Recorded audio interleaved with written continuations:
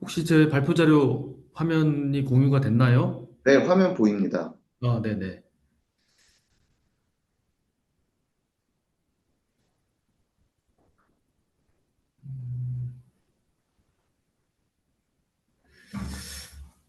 예, 시간이 약간 좀 지체가 됐습니다. 자, 우리 폐광지역 브랜드 활용 고도화 사업 관련해서 사업비 편성과 또 정산과 편성 및 정산과 관련된 내용을 말씀드리도록 하겠습니다. 자, 일단 대상 사업은 폐광지역 브랜드 활용 고도화 사업이 되겠습니다. 그리고 참조된 규정은 강원디자인진흥원에서 지원금 계산 기준을 만들어 놓은 것이 있습니다. 그 내용을 바탕으로 일단 기본적인 편성 가능한 내용 그리고 이제 준비 서류들을 좀 기재해 보았고요. 그 이외에 우리가 참조할 수 있는 규정들을 밑에 좀 적어봤습니다. 이제 국가연구개발혁신법이 2021년부터 시행이 되고 있는데 그 관련된 내용에서 보면은 R&D 할 때 어떤 이제 편성할 수 있는 항목 그리고 이제 준비해야 될 서류 이런 것들이 많이 나와 있습니다. 그래서 우리 지원금 계산 기준에서 조금 보완해야 될 내용들은 국가연구개발혁신법의 내용을 참조해서 이 발표 자료를 만들어 봤습니다. 자, 일단 사업 내용을 보시면 우리 폐강 지역 브랜드 활용 고도화 사업이 1단계, 2단계, 3단계 나눠져 있죠. 그래서 지금 각 회사마다 지원한 단계가 있을 것입니다. 그래서 그 각 회사마다 이제 지원 범위가 지금 다르게 규정이 돼 있죠. 그래서 1단계는 브랜드, 패키지, 제품 등 디자인과 관련된 분야를 지원을 해서 아마 선정이 되셨을 거고, 2단계에서는 매장 내외부 디자인 개선, 3단계에서는 홍보 마케팅, 이렇게 이제 단계가 세 단계로 구성이 되어 있고 각자의 지원한 단계가 있으니까 지원 범위는 각 회사의 어떤 내용 이제 지원한 사업 분야에 따라서 참고를 하시면 되겠습니다.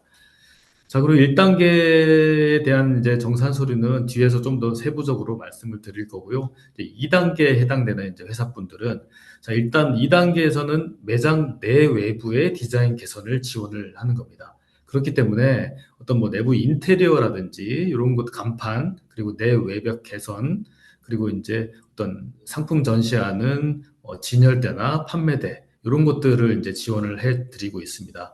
자, 그런데 그런 내용이 아니라 전기, 전자, 기계, 기구, 집기 및 비품 지원 불가 이렇게 되어 있습니다. 그러니까 이 판매대나 이런 판매대 또는 어떤 뭐 인테리어 공사 이런 게 아니라 그냥 어떤 비품을 그 이외의 비품을 이제 구매하고 이런 것들은 지원 대상이 아니기 때문에 꼭 좀 사업비 집행하실 때 참고를 하실 필요가 있겠습니다.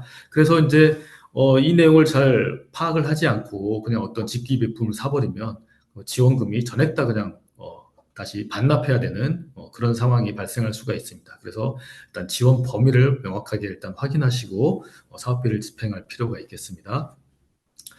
자, 그리고 3단계 홍보 마케팅 같은 경우는 이제 쇼핑몰에 입점하는 등록을 하시거나 SNS를 개설하거나 인플루언서 홍보, 그리고 이제 홍보 유인물 제작, 그리고 각종 전시회, 페어 참가, 이런 비용들을 지원을 해드리고 있습니다.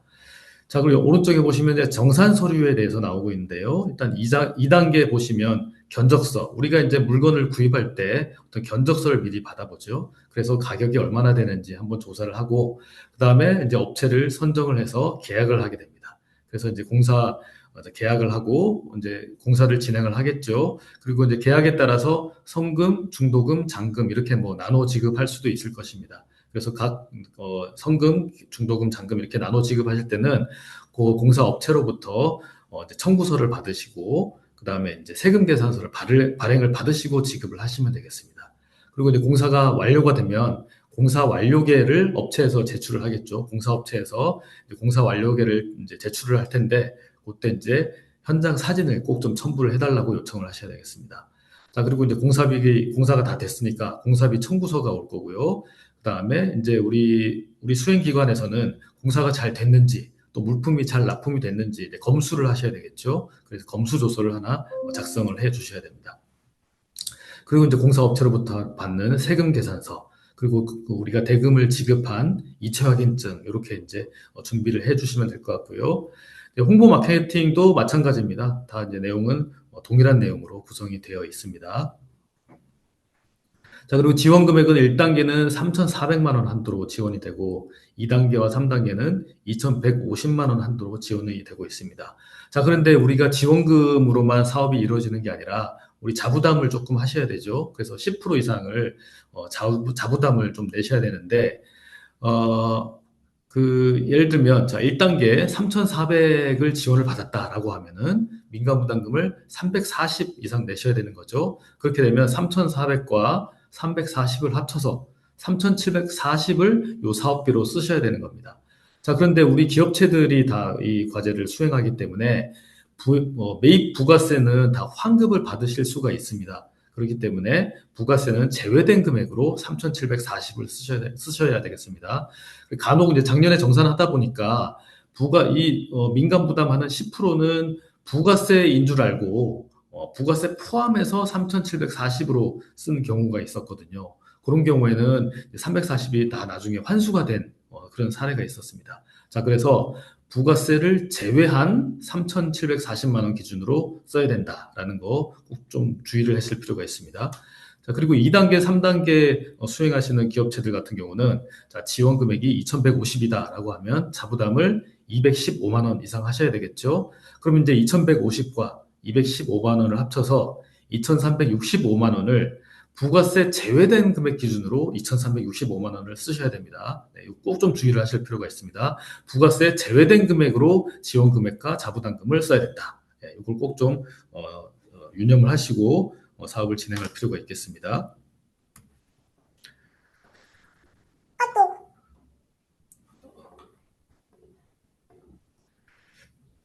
잠깐만요. 제가 카톡을 조금 종료를 하고 해야 될 것 같습니다.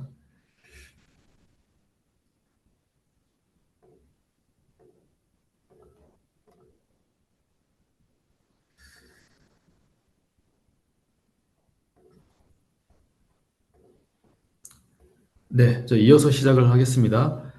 자, 일단 사업비 구성 보시면 이미 사업 계획서에 우리가 사업비를 어떻게 쓰겠다라고 다 이제 기재를 해 놓으셨을 겁니다. 그거에 따라서 이제 사업비를 그대로 이제 집행을 하시면 됩니다. 자, 그래서 이제 인건비, 직접비, 간접비, 창작료 이렇게 이제 구성이 네 가지로 이루어집니다. 그래서 네 가지를 다 편성한 회사도 있을 것이고 아니면 이 중에 한 두세 가지만 편성을 한 회사도 있을 것입니다. 자, 일단 인건비는 내부 인건비와 외부 인건비로 나눠지고요. 총 사업비의 40%까지만 편성을 할 수가 있습니다.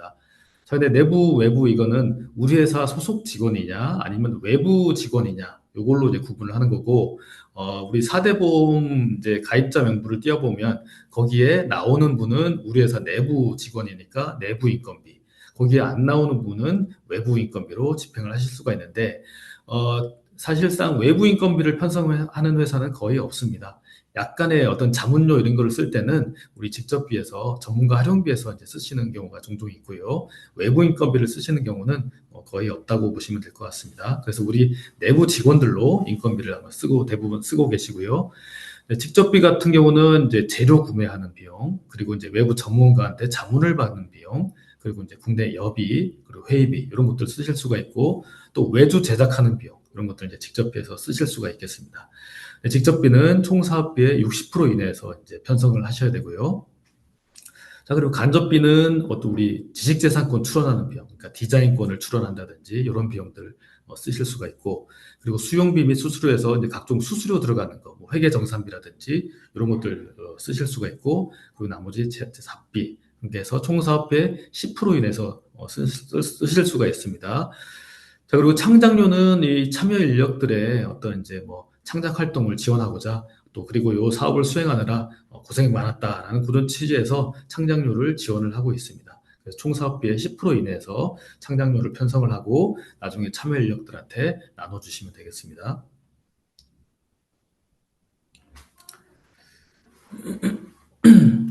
자, 그리고 이제 인건비 일단 산정 기준을 보겠습니다. 이제 대부분 내부 인건비로 편성을 해 놓으셨을 텐데요.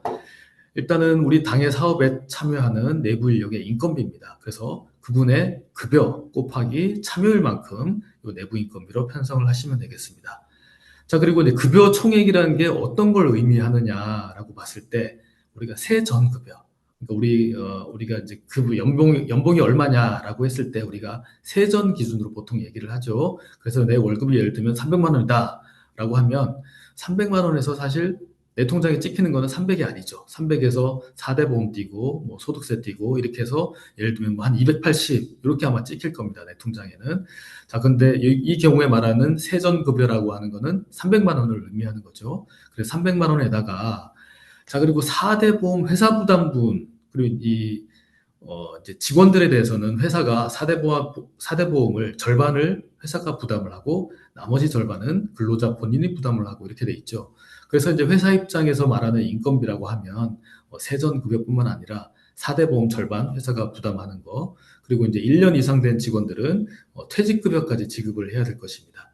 그래서 이제 여기서 말하는 급여 총액이라고 하는 것은 회사 입장에서의 직원을 채용함으로 인해서 발생하는 이제 인건비를 얘기를 합니다. 그래서 세전급여 플러스 4대 보험 회사 부담분 그리고 1년 이상자는 퇴직금까지 다 합산한 거에다가 참여율을 곱해서 인건비를 편성하실 수가 있습니다. 자, 그런데 실무상 4대 보험이랑 퇴직금이랑 다 계산해서 산정을 하려면 굉장히 좀 서류도 많아지고 복잡해지겠죠. 그래서 급여 명세서에 나오는 세전 급여만 가지고 참여를 곱해서 편성하는 것이 일반적입니다.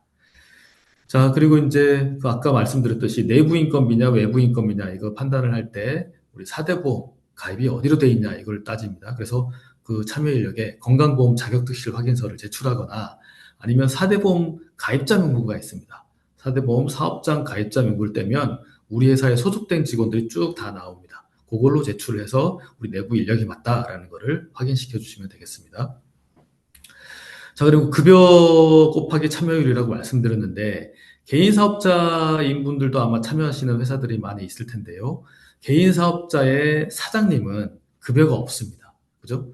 사업소득으로 이제 세무상 분류가 되는데, 우리 개인 사업자의 사장님들은 일정 급여를 받는 게 아니라 나의 사업 실적에 따라서 소득 금액이 이제 달라질 것이고 그 소득 금액을 손익계산서를 만들어서 세무서에 신고를 하게 될 것입니다. 그래서 그 개인 사업자 사장님들은 종합소득 신고 금액이 얼마냐 이걸로 이제 급여를 가름을 하고 있습니다. 자, 그런데 회사 실적이 안 좋다. 그래서 우리 회사 적자가 났다. 또는 실적이 너무 안 좋아서 뭐 이익이 겨우 뭐 조금 났다라고 하면 대표자의 급여는 사실 굉장히 적겠죠. 아예 제로인 경우도 발생할 수가 있습니다. 회사가 적자가 발생하면. 자, 그렇다고 해서 개인 사업자 사장이 열심히 요 과제에 참여해서 일을 했는데 인건비를 하나도 인정 안 해주는 거는 좀 불합리하겠죠. 그래서 상용 근로자 월 평균 급여로 인정을 해줍니다. 그런 경우에는. 자, 24년 기준으로 한 433만 8천 원 정도 됩니다. 그래서 이거를 연으로 환산해 보면 5천만 원이 조금 넘는 수준이 되겠습니다. 자, 그래서 개인 사업자 대표님이 이 사업에 참여하시는데 회사 실적이 안 좋다.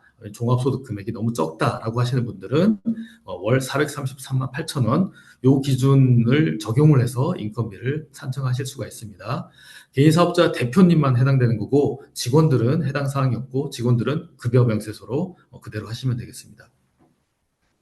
자, 그리고 이제 아마 한 회사가 여러 가지의 어떤 과제를 수행하는 경우도 있을 것입니다. 뭐 다른 부처에 어떤 뭐 R&D 사업을 하신다든지 또 다른 부처에 이런 지원 사업을 하신다라고 했을 때 거기서 지원받는 인건비가 있는데 이 사업에서 또 받으면서 참여율을 다 합산해서 합쳐봤더니 100%가 넘어간다.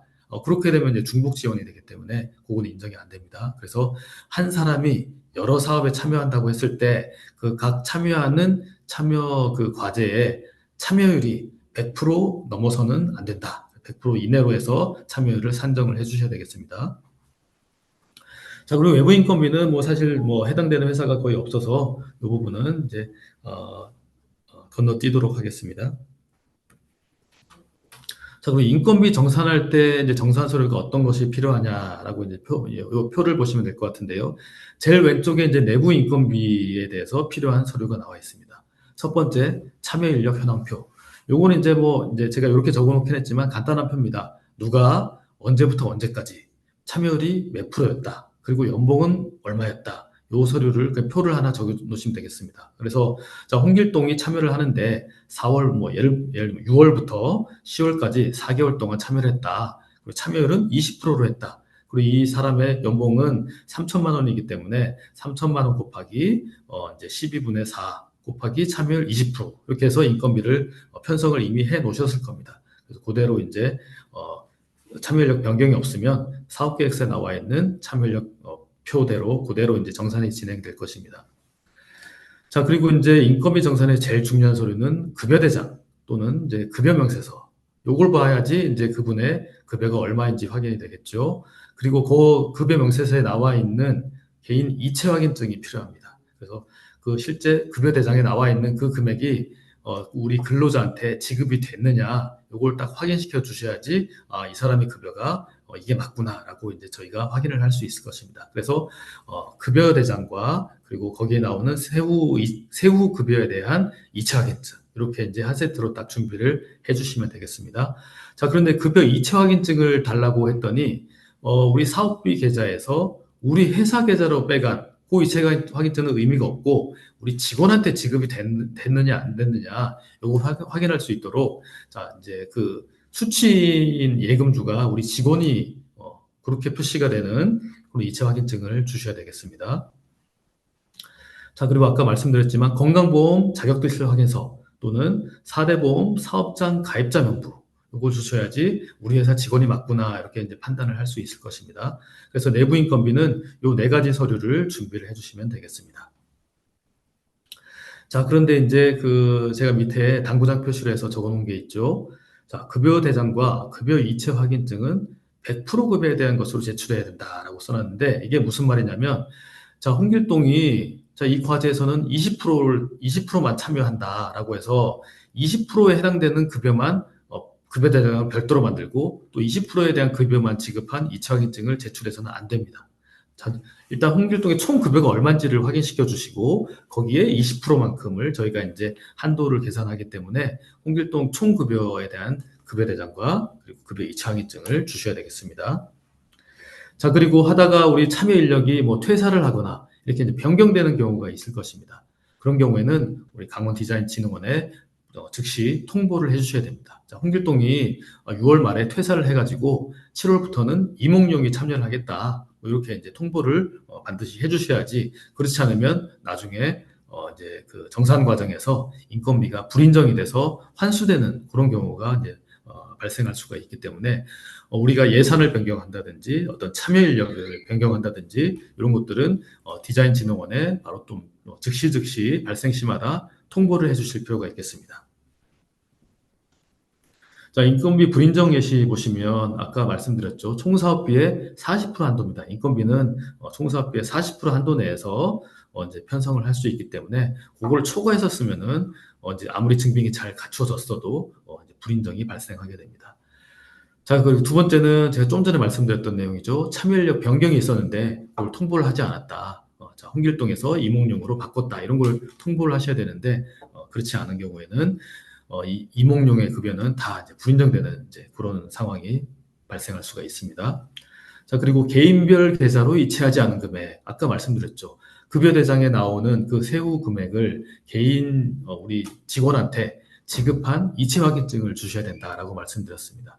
자, 그런데 그냥 우리 회사로 가져간 이체 확인증을 주시면 저희가 이제 다시 보완 요청을 드릴 겁니다. 우리 직원한테 지급한 이체 확인증을 주세요. 이렇게 이제 요청해 드릴 거고 간혹 정산하다 보면 그 근로자 본인 계좌로 이체되지 않고 다른 분의 계좌로 이체되는 경우가 있습니다. 예를 들면 이제 홍길동이 이 과제에 참여했는데 홍길동한테 지급된 게 아니라 봤더니 뭐 홍길순한테 지급이 됐더라. 그럼 이제 저희가 이제 다시 보완 요청을 하겠죠. 자, 홍길동한테 지급한 이체 확인증을 주세요. 그럼 이제 좀 안타까운 사연을 뭐 말씀하시는 경우도 있습니다. 아, 홍길동이 그 신용불량자라서 급여를 그렇게 다 지급하면 좀 문제가 있기 때문에 자, 홍길동의 배우자한테 지급을 했습니다. 라고 하면서 이제 홍길순한테 지급한 2차 확인증을 지급하는 경우가 있는데요. 일단 회사의 재원으로 그렇게 지급하실 때는 그걸 탓할 사람은 없지만 이렇게 지원금을 받아서 지급하는 인건비 이런 것들은 반드시 법을 준수를 해서 지급을 하셔야 됩니다. 그래서 홍길동한테 지급된 것만 인정을 받을 수 있지 딴 사람한테 지급된 거는 인정을 받을 수가 없기 때문에 반드시 우리 참여인력 본인 계좌로 이체를 해주셔야 되겠습니다. 네, 배 자, 기사님 그리고 급여. 말씀 중에 네, 죄송한데 저기 화면 공유가 안 네, 넘어간다는 채팅이 올라와서요. 네, 제 네. 화면에도 인건비 부분에서 네네. 네, 지금 바뀌었나요? 네, 이제 바뀌었습니다. 분인정으로 바뀌었습니다. 네네. 네네. 자, 그리고 급여 총액 곱하기 참여율보다 사업비로 높게 지급한 금액이 있을 경우 그 차액을 불인정한다. 자, 이게 무슨 의미냐면, 자, 홍길동에, 자, 좀 숫자를 좀 단순화시키겠습니다. 자, 홍길동 급여가 100만 원입니다. 자, 그리고 참여율이 20%입니다. 그러면 홍길동은 매달 100만 원 곱하기 20%, 그러니까 20만 원이죠. 20만 원만 요 사업에서 지원을 받을 수가 있는데, 실제 급여를 봤더니 홍길동 급여가 예를 들면 한 70만 원밖에 안 됩니다. 그럼 이제 70만 원 곱하기 20% 하면 14만 원이죠. 14만 원보다 초과해서 지급됐기 때문에 이제 나머지 차액 6만 원은 이제 불인정이 되게 됩니다. 그래서 실제 우리 참여인력의 인건비 곱하기 참여율 요 한도로 해서 인건비를 집행을 하셔야 된다라는 겁니다. 자, 그리고 판공비 및 복리후생성 경비가 인건비로 집행된 경우. 이거 당연히 뭐 인건비가 아니니까 인정을 받을 수 없겠죠. 자, 이제 인건비 예시인데요. 요게 이제, 우리나라에서 제일 많이 쓰는 그 더존이라는 프로그램에서 나온 급여대장 양식입니다. 자, 그래서 요 양식을 보시면, 자, 홍길동이 이제 기본급과 뭐 식대, 뭐 이런 이제, 그리고 각종 수당이 쭉 이제 표시가 되죠. 그래서 홍길동의, 세전 급여는 320만 원입니다. 그죠? 중간 부분에 빨간 박스 표시가 돼 있죠. 자, 홍길동의 이제 급여는 320만 원으로 돼 있고, 그래서 우리가 인건비 한도를 계산할 때는 320만 원 곱하기 참여율만큼 그 한도 내에서 홍길동한테 지급을 하시면 되겠습니다.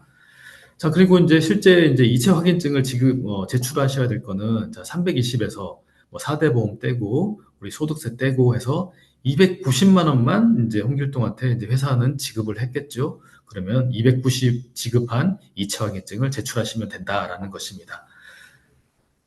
자, 그리고 인건비 지급 방법이 이렇게 크게 지금 두 가지로 조금 구분을 해 봤는데요. 참여율이 100%가 아닌 경우도 많고, 또 이제 우리가 사대보험 원천징수 이런 것들 문제가 있기 때문에 우리 사업비 계좌에서 홍길동한테 이제 뭐 직접 지급을 해도 되고 아니면은 사업비 계좌에서 우리 회사 계좌로 갖고 온 다음에 우리 회사 계좌에서 뭐 원천징수하고 또 회사가 지급해야 될 급여 플러스 시켜가지고 지급하는 방법, 이 두 가지 중에 이제 편하신 방법으로 선택을 하시면 됩니다. 자, 그런데 이제 방법 1이 조금 이제 저는 더 간단하다고 생각이 되는데요. 자, 예를 들면 아까 이제 그 홍길동의 사례에서 보시면 홍길동의 급여가 320만 원이었습니다. 그리고 참여율은 20%라고 가정을 해보겠습니다. 자, 그러면 이제 매달 사업비 계좌에서 홍길동 급여로 우리가 가져갈 수 있는 게 64만 원이 되겠습니다.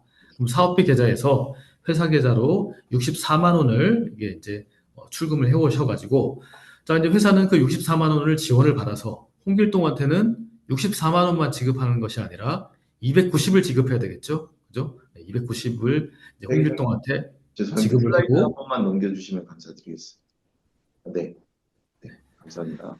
예, 제 방법 1입니다. 네, 사업비 계좌에서 회사 계좌로 64만 원 지급하시고, 회사 계좌에서 이제 홍길동한테 줄 때는 290을 이제 지급을 하셔야 되겠죠? 그래서 290 지급하시면, 하시고, 그 290만 원짜리 이체 확인증을 제출을 해주시면 됩니다. 자, 그리고 방법 2는 이제 사업비 계좌에서 홍길동한테 64만 원 한 번 이렇게 지급을 하고, 나머지 홍길동은 64만 원만 받아서는 안 되죠. 290만 원을 받아야 되는 사람입니다. 그럼 이제 나머지 회사 계좌에서 226만 원을 추가로 홍길동한테 지급을 하고, 이렇게 두 번 나눠서 지급하는 방법이 있겠습니다. 자, 그러면 홍길동 개인 계좌의 거래 내역을 보면 64만 원 입금이 한 번 있고, 또 226만 원 입금이 또 한 번 있고, 그래서 매달 급여에 그렇게 두 번 나눠서 급여가 입금이 되겠죠. 그렇게 이제 인건비를 지급하는 방법, 이 두 가지 방법 중에 편하신 방법으로 이제 인건비를 사업비 계좌에서 출금을 하시면 되겠습니다. 자, 이제 직접비에 대한 내용입니다. 자, 직접비 산정 내용 기준 보시면 일단 개발활동비, 개발활동비에 총 네 가지 항목이 나오죠. 그리고 그 다음 페이지 보시면 이제 외주 제작 가공비 이렇게 이제 크게 두 가지로 구성이 되어 있습니다. 직접비는. 자, 그런데 이제 개발활동비 내에 이제 네 가지 항목을 보시면 일단 재료비입니다. 자, 과제 수행에 필요한 어떤 재료를 구매하는 거 이런 것들을 이제 재료비에서 쓰시면 되고요. 정산할 때 이제 제출하셔야 될 서류가 일단 지출결의서. 이게 아마 뭐 다른 부처의 사업도 이제 많이들 뭐 해보신 기업들도 있겠지만 꼭 사업비를 지출할 때는 일단 지출결의서를 하나 작성을 하도록 요구를 하고 있습니다. 그래서 이제 내부 양식으로 지출결의서 하나 만드셔가지고 이제 내부 결제 받으시고요. 그 지출결의서 내용에는 자, 어떤 용도로 어떤 재료를 샀기 때문에 어느 업체에 뭐 얼마를 지급을 해야 된다. 라는 내용을 기재를 하고 회사 내부 결제 프로세스에 따라서 결제를 받으신 서류를 제출하시면 되겠습니다. 자, 그리고 이제 우리가 물건을 구매를 했으면 계좌이체를 하면 세금 계산서를 받으셔야 되고요. 아니면 카드를 썼으면 카드 영수증을 제출하시면 되겠습니다. 자, 그리고 이제 거래 명세서가 하나 있어야 되는데요. 우리가 이제 물건을 사면 세금 계산서에 어떤 여러 가지 품목이 뭐다 열거돼서 나오지는 않습니다. 그래서 이제 거래한 명세서, 어떤 품목을 샀는지, 그래서 품명, 수량, 단가, 그래서 이제 금액이 얼마다 이런 이제 뭐 어떤 품목들을 쭉 샀는지를 표시하는 거래 명세서를 거래처로부터 하나 받으셔야 되겠습니다. 그리고 이제 견적서도 하나 필요하죠. 우리가 어떤 가격 조사를 한다거나 구매하기 전에 우리가 이제 업체한테 견적서를 하나 받아보시죠. 그래서 그 견적서랑 그다음에 물건을 사고 나서 세금 계산서, 거래명세서 이렇게 이제 첨부를 하시면 되겠습니다. 자, 그리고 검수 확인서, 사진 필수인데요. 우리가 물건을 사서 사진을 하나 이렇게 찍으셔가지고 검수 확인서에 이제 내용을 쓰시면 됩니다. 언제 누가 이제 어떤 물건을 검수를 해봤더니 뭐 이상이 없더라라는 내용으로 하나 작성을 하시면 되겠습니다. 자, 그래서 이 검수 확인서가 사실은 우리가 개인적으로도 물건을 살 때, 온라인 쇼핑몰에서 물건 사고 할 때 사실 물건이 도착하면 검수를 다 하고 계시잖아요. 예를 들면 우리가 옷을 하나 주문을 했습니다.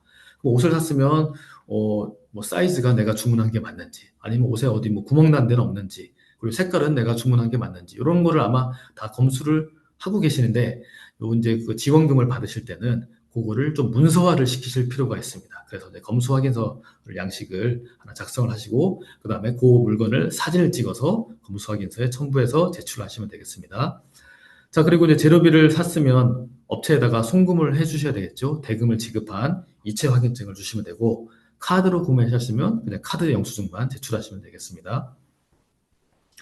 자, 그리고 전문가 활용비에서 요 이제 사업을 수행하시면서 외부 전문가한테 어떤 자문을 받을 때 자문을 받고 나서 약간의 어떤 이제 수고비를 조금 드려야 되겠죠. 그래서 이제 외부 전문가 활용비로 해서 전문가 수당을 지급할 수 있도록 되어 있습니다. 그래서 전문가 1인당 회당 20만 원 한도 내에서 이제 쓸 수 있고요. 그리고 이제 그 너무 한 전문가한테 집중되는 걸 막기 위해서 최대 200만 원까지만 이제 지출을 하도록 그렇게 이제 한도를 두고 있습니다. 그리고 혹시 요 과제에 평가에 들어오셨던 평가위원한테 어떤 전문가 활용비를 지급하거나 이런 것들은 인정되지 않습니다. 자, 그리고 전문가 활용비 관련돼서 이제 제출하셔야 될 서류는 일단 수당 지급 확인서에서 그분의 인적사항하고 이제 얼마를 어느 계좌로 지급했다. 그리고 그분 사인 받으셔가지고 수당 지급 확인서 제출을 해주시고요. 그리고 전문가 이력서를 하나 제출해 주셔야 됩니다. 왜냐면은 그분의 이력을 보고 이런 자문을 해주실 수 있는 분인지 그런 것들 조금 판단이 필요하겠죠. 그래서 아무래도 이쪽 분야의 전문가한테 자문을 받으셔야 되기 때문에 저희가 이제 이력서를 보고 그분의 이력이 이런 거에 이런 쪽 전문가구나라는 거를 확인시켜 주셔야 되겠습니다. 자, 그리고 전문가 활용 보고서, 그리고 이제 사진 필수인데요. 전문가를 이제 초빙을 해서 어떤 자문을 받으시면 그 전문가한테 이제 어떤 내용으로 이제 자문하신 내용을 갖다가 좀 한두 장 정도로 요약을 해서 좀 써달라고 하실 필요가 있습니다. 그리고 같이 회의한 그런 이제 모습이 나오는 사진을 첨부해서 전문가 활용 보고서를 제출을 해주셔야 됩니다. 그리고 이제 전문가 수당은 보통 이제 기타 소득으로, 세법상 기타 소득으로 8.8%를 원천 징수를 하고 지급을 하시면 되겠습니다. 그리고 이제 기타 소득 원천 징수 영수증 해가지고, 요거는 이제 거래하시는 세무사 사무실에 요청하시면 이제 받으실 수 있을 것입니다. 자, 그리고 국내 여업인데요. 이제 요 사업을 수행하느라고 또 이제 출장을 가실 일이 있을 수 있겠죠. 그래서 이제 출장비를 요 사업비에서 지원을 해드리는데 일단 총 사업비의 3% 이내에서만 지원해 드립니다. 너무 출장만 다니고 막 출장비를 너무 과다하게 쓰고 이런 것들은 이제 제한을 하고 있습니다. 그래서 총 사업비의 3% 이내에서 그 국내 여비를 지원을 해드리고 있고요. 관외 출장만 인정을 하고 있습니다. 예를 들면 우리 회사가 춘천에 있는데 춘천에 있는 다른 업체 방문하느라고 뭐 출장비를 썼는데 그거를 지원해달라. 그거는 인정이 되지 않습니다. 반드시 다른 지역으로 간 경우에만 출장비를 지원을 받을 수가 있습니다.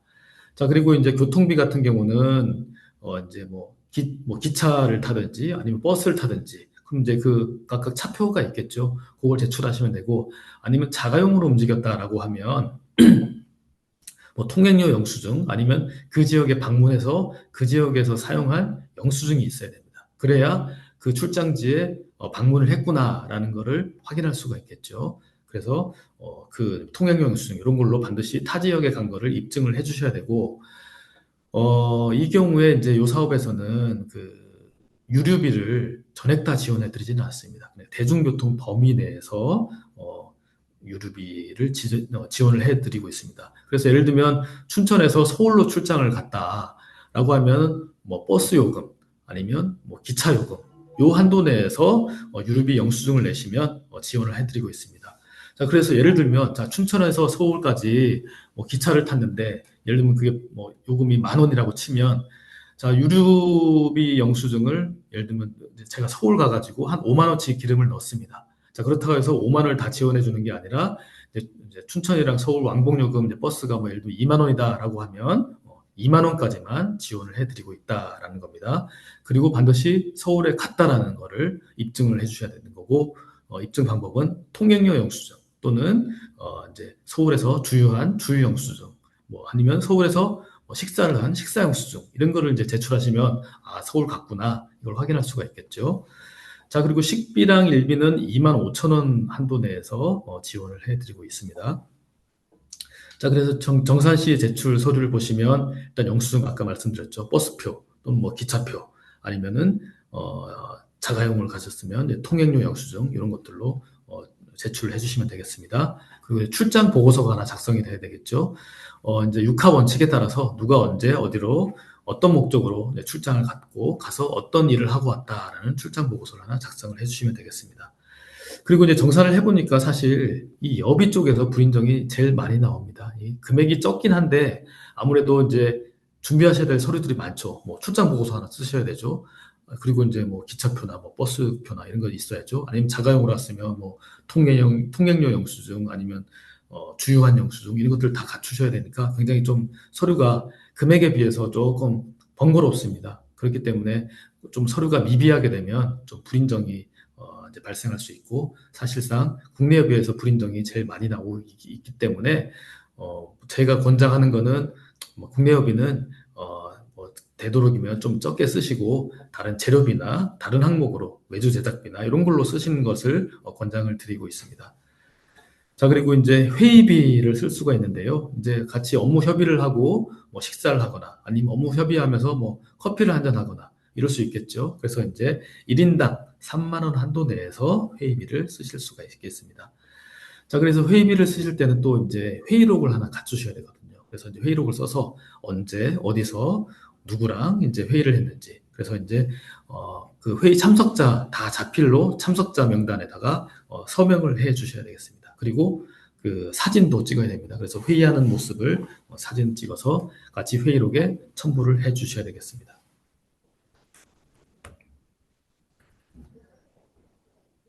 자, 그리고 이제 외주 제작 가공비인데요. 이제 과제 수행과 관련한 어떤 인쇄 복사비, 그래서 유인물비나 어떤 보고서 인쇄하는 비용. 자, 그리고 결과물 산출을 목적으로 외주로 제작되는 디자인 목업, 금형, 패키지 샘플, 매뉴얼북, 초도 물량 제작 등의 경우에 한해서 어떤 이제 요 외주 제작 가공비를 쓸 수가 있습니다. 자, 그리고 이제 자부담금 아까 10% 내셨잖아요. 그 범위 내에서 샘플하고 초도 물량을 필수적으로 제작을 하셔야 되겠습니다. 근데 요 제작 비용이 자부담금을 초과해서 이제 발생한다라고 하면 초과 금액은 요 사업비에서 지원을 할 수는 없고 별도로 이제 추가 부담을 하셔가지고 이제 집행을 하셔야 되겠습니다. 자, 그리고 목업이나 금연 같은 경우는 우리가 이제 6월 중순에 시작해서 10월 중순에 다 끝나잖아요. 그 기간 안에 다 이제 제작이 완료가 돼야 됩니다. 그 사업 기간을 훨씬 넘어서 나중에 제작됐고 이런 것들은 인정을 받을 수가 없습니다. 그래서 딱 사업 기간이 정해져 있기 때문에 그 사업 기간 안에 다 수행을 완료를 하셔야 되겠습니다. 자, 그리고 이제 제품 같은 경우는 목업, 금형, 그리고 내부 모델링, 사진 촬영 비용 등 이런 것들 이제 지원이 되고요. 그리고 브랜드, 시각 같은 경우는 패키지 제작하는 비용, 그리고 초도 물량 제작하는 비용 이런 것들을 이제 외주 제작 가공비로 쓰실 수가 있겠습니다.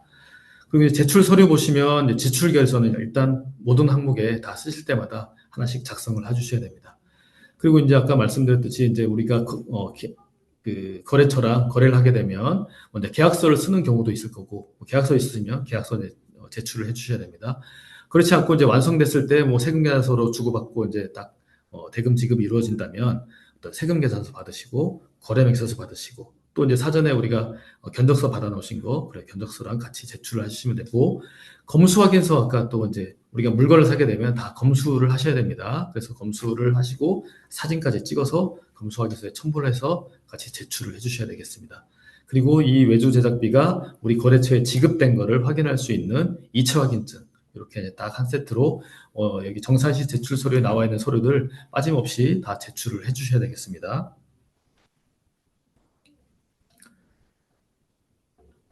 자, 직접비 불인정 예시를 한번 보겠습니다. 재료비와 외주 제작 가공비에서 발생하는 이제 불인정 사항을 보시면 수행기간 내부 보유 장비, 시설, 공간의 임차료를 달라.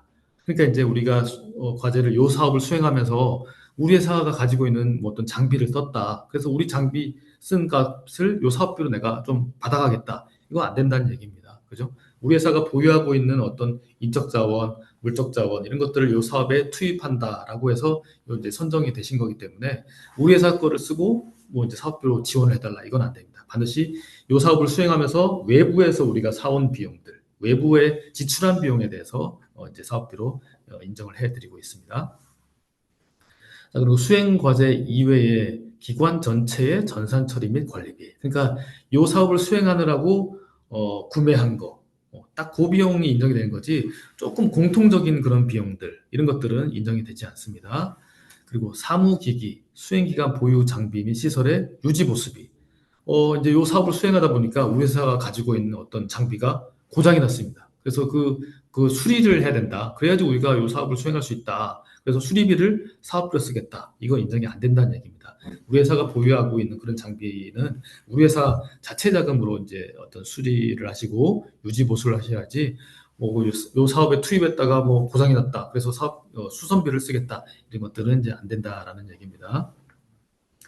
자, 그리고 전문가 활용비의 불인정 예시 보시면 우리 회사 직원 아니면은 또 혹시 외부 인건비가 편성된 분이 있으면 그 외부 인력한테 전문가 활용비를 줄 수는 없다라는 얘기입니다. 반드시 다른 기관에 속한 분한테 자문을 받고 이제 전문가 활용비를 쓰셔야 되겠죠. 그래서 보통은 어떤 학교에 계신 분이나 아니면 어떤 연구원에 계신 분들 이런 분들한테 자문을 의뢰를 하시고 전문가 활용비를 쓰시는 경우가 많이 있습니다. 자, 그리고 회당 20만 원 한도 내에서 이제 인정이 된다고 말씀드렸죠. 그래서 사실 조금 이제 뭐 금액이 적은 편이긴 하지만 그쪽 전문가한테 좀 양해를 구하시고 회당 20만 원까지만 인정을 받을 수가 있다. 자, 그래서 이제 회당 20만 원이라고 하니까 또 꼼수를 부리는 회사들이 종종 있습니다. 그래서 오전에 한 번 하고 또 오후에 한 번 해가지고 40만 원을 그분한테 지급하는 겁니다. 그런 거는 인정이 되지 않습니다. 그래서 하루에 한 회에 한해서만 이제 지급을 하실 수 있다라는 거고요. 아까 우리 요 과제 평가위원한테는 이제 그 전문가 활용비를 쓸 수 없다고 말씀드렸죠. 자, 그리고 이제 총 200만 원 한도 내에서만 전문가 활용비를 쓰시도록 이렇게 이제 권장을 하고 있습니다. 너무 이제 외부 인력한테 의존하는 거는 사실 수행기관의 어떤 그 역량이 떨어진다라고 이제 볼 수도 있는 겁니다. 그래서 우리 자체 역량으로 다 이제 사업을 수행을 하시되 조금 해결이 안 되는 것들은 외부 자문을 조금씩 받아서 진행을 하시다라는 이제 그런 의미로 받아들이시면 되겠습니다. 자, 국내여비 불인정 예시 보시면 아까도 조금 이제 말씀드렸지만, 자, 출장비 지급 한도를 초과하여 지급한 여비. 자, 아까 자가용으로 갔다라고 해도 뭐 기차 요금, 버스 요금, 그 한도 내에서만 지급을 해드린다라고 말씀드렸습니다. 그래서 기름 넣은 거 다, 네, 기름값 영수증 다 인정이 되지는 않습니다. 자, 그리고 식비랑 일비는 25,000원 한도 내에서 지급을 해드리고 있습니다. 자, 그리고 국내 여비는 총사업비의 3% 한도 내에서만 쓰실 수가 있죠. 근데 요 3%를 넘어가는 회사는 뭐 이제까지 뭐 제가 본 적은 없었습니다. 자, 그리고 출장지 방문 증빙이 미비한 출장비. 아까 말씀드렸죠. 자, 우리 회사가 춘천에 있는데 서울로 출장을 갔습니다. 근데 출장 보고서는 잘 썼어요. 언제 누가 서울 어느 회사 가가지고 어떤 업무를 보고 왔다. 이렇게 잘 쓰셨는데 서울로 출장 간 증빙이 없어요. 그래서 이제 기차표, 버스표 또는 뭐 통행료 영수증 이런 거를 이제 저희가 요청을 드리는데 그거에 대해서 이제 소명을 못 하시면 서울에 간 게 확인이 안 되면 이제 출장비도 다 인정을 받을 수 없게 됩니다. 그래서 뭐라도 서울에 내가 갔다라는 거를 좀 입증하실 필요가 있겠습니다. 그리고 참여 인력이 아닌 자에게 지급된 여비. 아까 우리 인건비 편성할 때 거기에 이제 참여 인력이 다 이제 들어가겠죠. 자, 그분들만 요 사업에 관련돼서 뭐 여비를 쓰고 회비를 쓰고 뭐 그럴 수 있습니다. 그런데 거기에 나오지 않는 우리 회사의 다른 비참여 인력에 대해서는 여비나 이런 것들을 쓰실 수가 없겠습니다. 자, 그리고 회의비와 중복 지급된 출장 식대. 요거는 이제 호의로 청구하는 건데요. 예를 들면 제가 오늘 춘천에서 서울로 출장을 갔습니다. 그래서 이제 하루 종일 서울에서 업무를 보고 이제 저녁에 뭐 춘천으로 다시 돌아왔습니다. 그런데 그래서 저는 이제 출장비를 청구했죠. 네, 서울 가서 밥 먹은 거, 뭐 그리고 교통비 이런 거 다 청구를 했는데 우리 회사의 또 다른 직원이 그날 오늘 낮에 회의비를 썼습니다. 그러면서 회의록에다가 참석자 명단에 제 이름을 적어놨습니다. 이것도 당연히 허위로 기재한 게 되겠죠. 나는 그날 서울에 가 있었는데, 예. 그래서 이제 그렇게 이제 허위로 해서 중복 청구가 되면 당연히 인정을 받을 수가 없겠죠. 자, 그리고 이제 요 과제는 뭐 한 4개월짜리라 좀 짧은 과제라 뭐 출장비 한도도 있고 해서 뭐 이런 경우는 잘 발생하지 않는데 출장 기간을 초과해서 거기서 이제 사용한 비용. 예를 들면 제가 서울로 1박 2일로 출장을 갔다 왔는데 주말 끼고 가가지고 뭐 목, 금, 토일 이렇게 갔다 왔다. 그래서 4일치 어떤 뭐 숙박비, 식비 이런 것들을 사업비로 청구하는 건 당연히 안 된다라는 얘기입니다. 그래서 목, 금이 출장 기간이었으면 이틀치에 대해서만 처리를 하셔야 된다라는 얘기입니다. 자, 그리고 회의비 불인정 예시 보시면 아까 1인당 한도 3만 원이 적용이 되고 있습니다. 그래서 이제 요새 식비가 좀 많이 오르긴 했지만 그래도 3만 원 정도면 어느 정도 조금 이제 드실 수 있을 이제 금액이 되긴 하죠. 그래서 이제 1인당 식당 가서 식사를 하실 때 1인당 3만 원 이내에서 이제 주문을 하셔야 되고 자, 이런 경우도 있습니다. 일단 회의를 하면서 커피를 다 한 잔씩 시켜가지고 커피 한 잔 마시면서 회의를 했습니다. 그러고 나서 끝나고 밥 먹으러 갔습니다. 자, 이랬을 때 이 3만 원 한도를 따질 때는 합쳐서 그러니까 다과, 커피, 그리고 식사 다 합쳐서 1인당 3만 원 한도가 적용이 됩니다. 자, 그리고 이제 회의비도 아까 총사업비에 3% 한도가 있다고 했습니다. 그래서 다 회의비로 너무 많이 쓰고 이런 것들을 제한을 하고 있습니다. 그리고 이제 회의록 및 참석자 확인서 없이 지급한 회의비, 그리고 또 회의록에 사진까지 필수로 요구를 하고 있습니다. 그래서 이제 아까 회의록 쓰셔야 된다고 말씀드렸고, 회의록에다가 뭐 이제 일시, 회의 장소, 그리고 참석자 명단, 그리고 참석자가 이제 사인한 거, 이제 참석자가 거기다 쭉 적으시고 사인하시면 그거에 참석자 확인서로 이제 가름될 수가 있겠죠. 그리고 회의한 사진 이렇게 딱 첨부해서 회의록을 하나 작성을 해주시면 되겠습니다. 그리고 외부 기관 참석자 없이 단일 내부 기관 내부 직원과 회의비. 자, 그러니까 회의비는 우리 회사 직원끼리 회의하고 회의비를 쓰는 거는 안 됩니다. 반드시 우리 회사 이제 참여 인력이랑 또 다른 회사 인력이랑 같이 회의하고 그 회의비를 쓴 경우만 인정이 됩니다. 그래서 이제 우리 수혜 기업과 우리 디자인 전문 기업이랑 같이 회의를 하고 회의비를 썼다. 이런 경우 이제 회의비 대부분 아마 그렇게들 많이 쓰실 겁니다. 그렇게 이제 반드시 우리 회사 사람끼리만 쓴 거는 인정이 안 된다라는 내용이고요. 주류 등 유흥성 경비가 포함되어 있는 회의식 때. 자, 일단 지원금인데 당연히 술 먹고 이런 것들은 지원이 안 되겠죠. 그래서 이제 그 이제 그 영수증을 봤더니 회의 영수증에 보니까 뭐 소주가 들어가 있다든지 이런 것들이 있으면 영수증 전체 금액이 다 불인정됩니다. 그 자리는 건전한 회의 자리가 아니라 이제 유흥의 자리였다 이렇게 이제 간주를 하거든요. 그래서 예를 들면 자 이제 회의 끝나고 어디 삼겹살 먹으러 갔습니다. 그래서 가서 이제 삼겹살도 먹고 뭐 된장찌개도 먹고 그런데 또 소주 맥주까지 시켰다. 자 그래서 이제 그 영수증을 봤더니 삼겹살 5인분 뭐 이제 그리고 공깃밥 몇 개, 그리고 소주 하나, 뭐 맥주 하나, 뭐 이렇게 딱 들어가 있더라. 라고 하면 소주 한 병 5천 원, 그것만 딱 불인정되는 게 아니라 이 영수증에 나와 있는 전체 금액, 삼겹살 값, 공깃밥 비용, 이게 다 영수증에 있는 금액이 전체가 다 불인정이 된다. 요걸 조금 주의를 하실 필요가 있습니다. 그래서 술 드시는 거는 지원금으로 당연히 안 된다라는 얘기고요.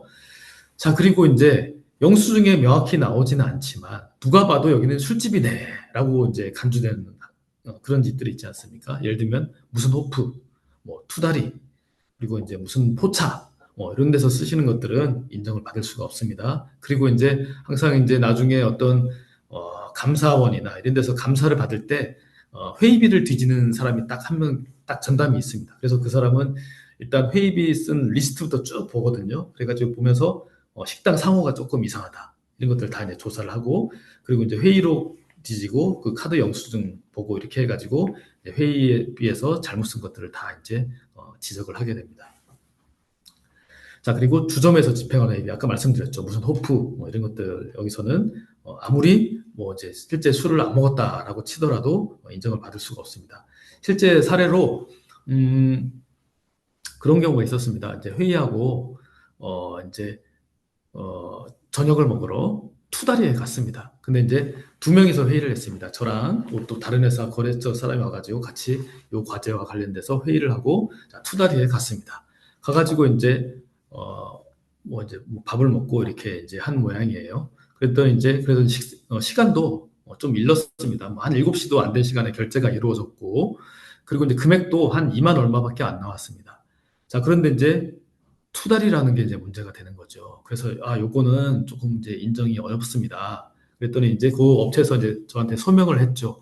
아, 회계사님, 제가 정말 투다리에 가긴 했지만 거기서 공깃밥에다가 그 오뎅탕을 저녁으로 이렇게 먹고 왔습니다. 시간 보십시오. 그리고 또 금액을 보십시오. 이거는 누가 봐도 술 먹은 건 아니지 않습니까? 이렇게 소명을 하시긴 하셨는데 안타깝지만 이제 인정을 받을 수 없었습니다. 그래서 이제 그런 이제 그 식사 장소도 조금 이제 신경을 써서 이제 사용하실 필요가 있습니다. 이게 뭐 내 돈이면 사실 내 마음대로 쓸 수가 있잖아요. 그런데 이제 아무래도 어떤 국비, 지방비 이런 것들을 지원받는 거다 보니까 조금 쓰는데 신중을 기하실 필요가 있습니다. 그리고 항상 이제 쓰실 때도 이거를 누가 어떤 사람이 이제 뭐 감사를 받거나 이럴 때 이거 무슨 용도로 썼냐, 뭐 누구랑 썼냐, 이런 걸 항상 뭐 정말 거기를 가긴 간 거냐, 이런 거를 물어볼 수 있다. 그래서 내가 항상 입증을 할 수 있어야 된다라는 이제 조금 그 생각을 가지시고 증거 자료를 조금 확보를 해주실 필요가 있습니다. 자, 그리고 이제 이격지 회의비. 요거는 이제 우리가 회의를 여기서 했는데 저 멀리 가가지고 이제 회의비를 쓴 거, 이런 것들도 이제 감사하는 입장에서 보면 이거는 이 회의한 사람들이랑 같이 먹은 게 아니구나. 아니, 뭐 친구 만나러 저기 가서 먹은 거구나. 이렇게 또 불필요한 오해를 살 수가 있습니다. 그렇기 때문에 회의한 장소, 그러니까 우리 회사에서 보통 회의를 하시겠죠. 그래서 회사 근처에 있는 식당, 이렇게 이제 가셔가지고 식사를 하실 필요가 있습니다. 이것도 이제 간혹 이제 다른 사업에서도 보면 회사가 굉장히 좀 외진 데 있습니다. 저 지방에 어디 이제 뭐 외진 곳에 있는 이제 그 회사라서 그 근처에 막 식당이 없는 거죠. 그래서 이제 너무 그 회사랑 식당 위치가 너무 떨어져 있어서 저희가 이제 소명을 요청을 했더니 그 우리 회사 근처에는 식당이 없습니다. 그래서 저까지 가서 이제 뭐 밥을 먹을 수밖에 없다. 그래서 네이버 지도를 봤더니 진짜 그렇더라고요. 그래서 이제 뭐 그런 예외적인 경우에는 인정을 받을 수는 있겠죠. 네. 그리고 이제 어떤 행정구역을 넘어가는 거. 자, 춘천에 우리 회사가 있는데 춘천 시내에서 이제 쓰면은 뭐 큰 무리는 없겠죠. 근데 넘어가가지고 뭐 어디가 있죠 주변에 뭐 가평을 가서 쓴다든지 뭐 하여튼 타 지역으로 가서 쓴 것들은 조금 이제 위험합니다. 그래서 사업비로 인정을 못 받을 이제 가능성도 높기 때문에 하여튼 사업비 그 회사 근처에서 쓰실 필요가 있겠고요. 또 늦은 저녁에 집행된 회의비. 이것도 이제 다 이제 아마 일맥상통하는 얘기입니다. 이거 그냥 가서 술 먹은 거 아니냐. 뭐 이런 이제 불필요한 오해를 살 수 있는 그런 것들을 조금 이제 신경을 써서 회의비를 집행을 하실 필요가 있습니다. 그래서 여비랑 회의비 같은 경우는 어떤 뭐 외부에서 감사 받으실 때도 좀 중점을 둬서 보는 항목입니다. 왜냐하면 개인적인 용도로 이렇게 막 쓸 수 있는 그런 가능성이 높은 항목이기 때문에 그런 것들을 조금 이제 그런 것을 염두에 두고 이제 감사를 하는 경우가 많거든요. 그래서 그런 이제 오해를 사지 않도록 조금 이제 신경을 써서 집행하실 필요가 있겠습니다.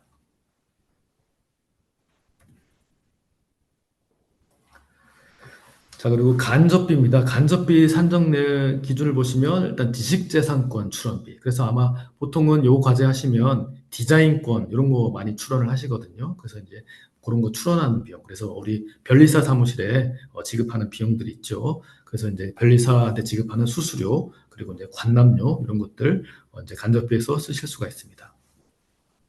자, 그리고 수용비 및 수수료 해가지고 이제 각종 어떤 이제 뭐 우편 요금이라든지 뭐 각종 수수료. 그래서 보통은 아마 저희 공인회계사 감사 수수료를 책정을 해 놓으셨을 겁니다. 그래서 그 책정된 거는 정산할 때 회계법인에 지급을 하시면 되고요. 그리고 네, 기타 재잡비 해가지고 죄송한데요. 혹시 잠깐 집중력 향상을 위해서 잠깐 휴식 시간을 좀 가질까요? 그러면요. 네, 딱 네, 세 이제 분이고요. 네, 제가 그 기타 재잡비 요것만 말씀드리고 한 10분간 쉬도록 하겠습니다. 감사합니다.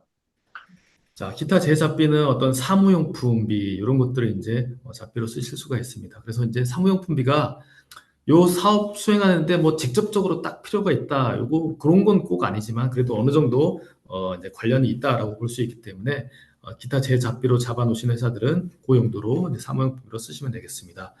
그리고 정산시 제출 서류 보시면 일단 지식재산권 출원비 같은 경우는 출원서를 나중에 제출하셔야 됩니다. 그래서 출원서에 그 뭐 출원 번호랑 뭐 이제 뭐 발명자랑 이런 것들이 쭉 나오는데 출원인은 반드시 우리 회사 단독 명의로 하셔야 됩니다. 출원인은 우리 회사 단독 명의로 하셔야 됩니다. 그렇지 않고 뭐 우리 사장님 이름을 넣는다든지 우리 직원 이름을 넣는다든지 이렇게 되면 그거 이제 지원금 효과를 이제 뺏어간 거기 때문에 우리 회사에 지원한 거지 개인한테 지원한 게 아닙니다. 그래서 출원인은 반드시 우리 회사 단독 명의로 하셔야 되고 개인 사업자인 경우에는 출원인이 사장님 이름으로밖에 나올 수 없겠죠. 그런 경우에는 뭐 어쩔 수 없이 사장님 이름 단독으로 넣으시면 되겠습니다. 그리고 이제 제출 서류 나머지 보시면 아까 말씀드렸던 내용이랑 거의 뭐 유사하니까 뭐 참고하시면 될 것 같습니다. 자, 이렇게 해서 10분간 쉬고요. 한 3시 12분에 다시 시작하도록 하겠습니다. 네, 감사합니다.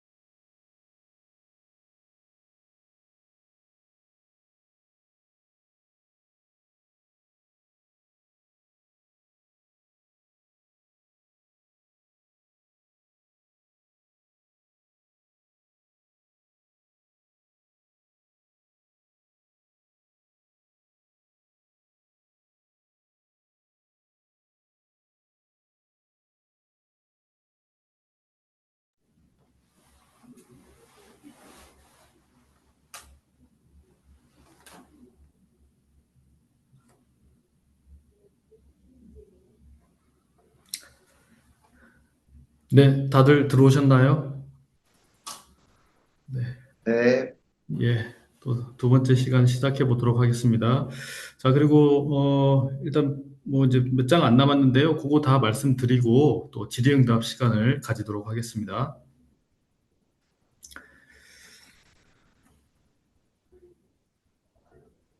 자, 간접비 불인정 예시 보시면 간접비도 아까 계산 한도가 있었죠. 아까 다 인건비, 직접비, 간접비, 그리고 창작료 다 한도가 있습니다. 그 한도 내에서 이제 사업 계획에 편성을 해 놓으셨을 거라고 생각이 됩니다. 그래서 요거는 사업 계획서 작성 당시에 딱 세팅이 되는 거라서 그거 딱 확인을 하시고 한도가 혹시나 넘었다면 지금이라도 예산 변경을 통해서 이제 한도를 맞추시기 바랍니다. 자, 그리고 정당한 사유 없이 수행 성과물인 지식재산권을 임직원, 총괄 책임자 또는 참여인력 등 단독 명의 또는 기관, 개인 공동 명의로 출원하거나 등록한 경우, 아까 말씀드렸죠. 어, 우리 회사한테 지원금을 드린 거기 때문에 이 어떤 디자인이나 이런 이제 어떤 지식재산권의 출원인은 반드시 회사 단독 명의로 해야 된다라는 겁니다. 자, 그런데 우리가 개인 사업자라고 하면 거기에 이제 출원인은 우리 개인 사업자 사장님의 명의로 이제 등록이 되면 되겠습니다. 자, 그리고 사무용품비 같은 경우는 이제 구매를 하시려면 어떤 소모성인 거, 그리고 요 과제와 관련성이 있다라고 주장할 수 있는 거, 요 두 가지 그, 그 기준을 가지고 이제 판단을 해보셔야 됩니다. 그래서 이제 소모성인 거, 어떤 필기구나 A4지나 뭐 이런 것들 이제 많이들 사고 계십니다. 근데 이제 밑에 보면은 화이트보드 뭐 이런 것들 이제 비품 성격이 있는 거, 이런 것들은 조금 인정을 받을 수 없다라는 거고요.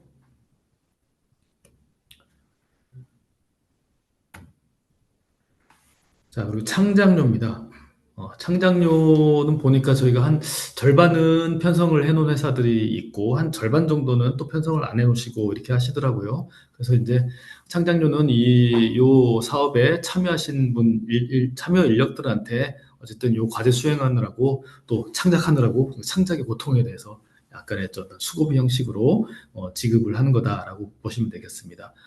자, 그래서 이제 총사업비 10% 한도가 돼 있고, 창작료에 대한 이제 증빙 서류는 창작료를 그냥 회사로 가져가시면 안 되고 참여한 인력들한테 적절하게 좀 나눠 주셔야 됩니다. 그래서 이제 우리 참여 인력이 한 세명이 있다라고 하면 그 세 분한테 적절하게 나눠 주실 필요가 있습니다. 그 R&D 과제를 예로 들어본다면 R&D 과제에서는 연구수당이라는 개념이 있습니다. 또 마찬가지로 참여 인력들한테 연구하느라고 이제 고생했다라는 취지에서 연구수당을 이제 지급을 할 수 있도록 되어 있는데요. 거기는 이제 이 연구수당을 나눠주는 기준이 하여튼 제한 요건이 하나 있습니다. 어, 자, 예를 들면 자, 세 명이 참여를 했는데 이 창작료를 어떻게 나눠줄 것인가 고민을 이제 해보죠. 그래서 이제 이렇게 뭐 하는 경우도 있습니다. 연구 책임자 혼자서 그냥 다 가져가는 경우. 아니면 자, 예를 들면 100만 원 있는데 내가 다 가져가기 좀 그러니까 한 5만 원, 5만 원 정도 나눠주고 나머지 90만 원을 뭐 내가 다 가져간다. 뭐 이렇게 이제 하는 경우도 있을 것입니다. 그래서 이제 R&D에서는 그건 좀 너무하지 않느냐. 그래서 이제 70% 한도를 줬습니다. 한 사람이 가져갈 수 있는 게 연구수당 전체 금액의 70%까지만 한 사람이 가져갈 수 있도록 되어 있습니다. 그래서 연구수당이 총 100만 원이 있다라고 하면 한 사람이 최대로 갖고 갈 수 있는 거는 70만 원이라는 거죠. 자, 그런데 이제 이 사업에서는 딱히 그런 제한은 없는데 그래도 또 좀 사회 통념상 좀 적절한 수준에서 나눠서 지급을 하시면 되겠습니다.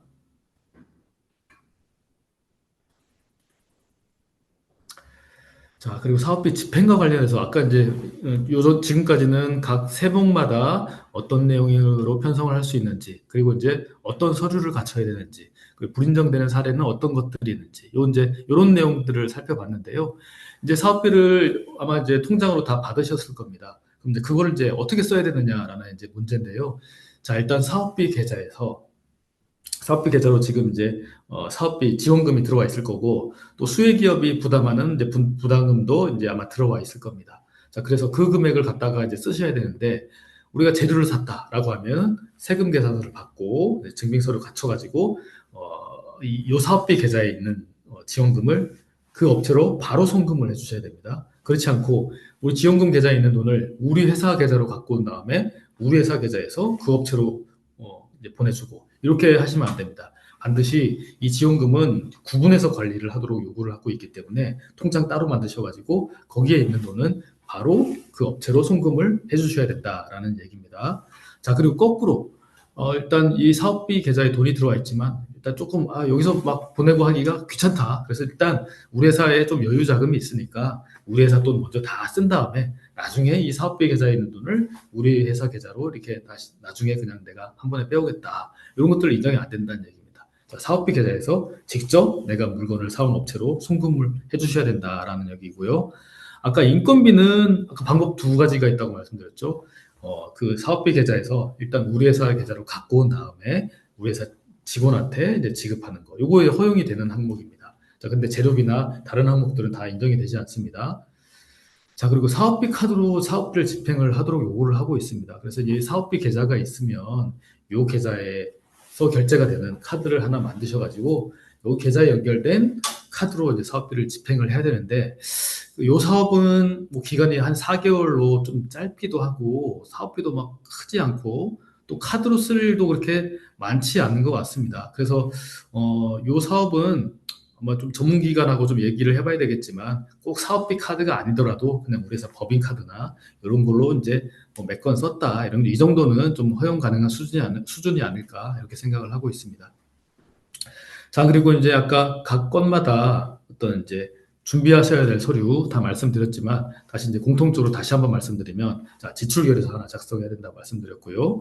그리고 이제 세금 계산서를 받거나 아니면 카드 결제를 하거나 하면 이제 이 두 가지 중에 하나가 필요하겠죠. 그리고 이제 견적서, 거래명세서, 검수조서, 그리고 은행 이체 확인증 이렇게 이제 준비를 해주셔야 되겠습니다. 그리고 뭐 어떤 출장이나 이런 거는 출장 보고서가 또 있어야 되고 뭐 회의비를 썼다 그러면 회의록이 또 있어야 되고 이것도 추가적으로 갖춰야 될 서류가 각각 항목마다 나와 있습니다.